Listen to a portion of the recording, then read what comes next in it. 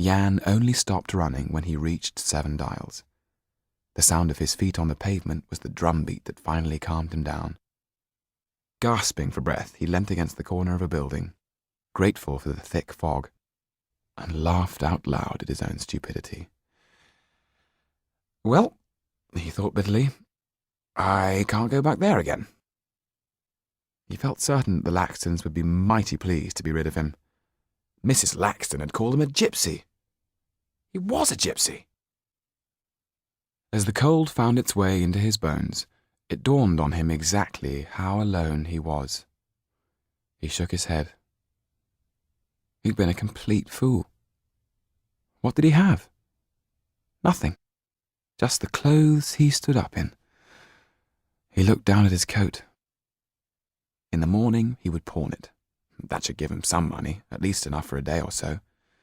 For the time being, he would just have to keep on walking.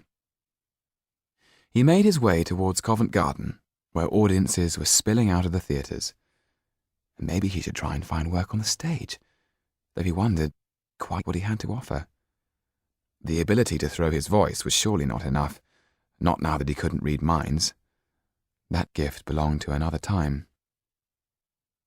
The bells of St. Martin's were chiming 11 o'clock as he walked away from the piazza. It was going to be a long, cold night. On the last stroke he heard someone call out for help. Through the fog, he could make out 2 men, who seemed to have a third man held hostage against the wall. Jan moved quickly out of sight. From what he could see, the man nearest him looked like a fish-eyed monster, his hand as wide as a shovel covering the hostage's mouth, while the other, a rat-like creature, egged him on. "What have we got here, Sam?" said the fish-eyed monster.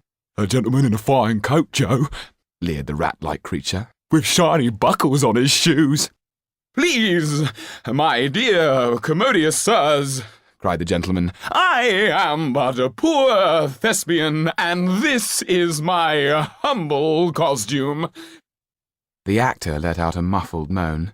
"I beg thee, let not my night's candle be so rudely snuffed out. I implore you, gallant gentlemen, to spare me."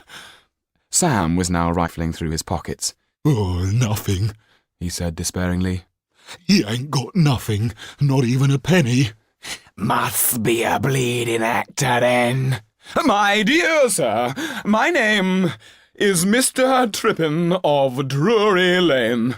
You aren't going to kill the famous Touchstone the Clown, are you? Think what the papers will say." Joe burst out laughing. "Nothing," he said. He put his hand to his face and pulled out his glass eye. "Like to hold it, would ya?" He was about to put the glass eye back when he heard a young girl's voice calling his name.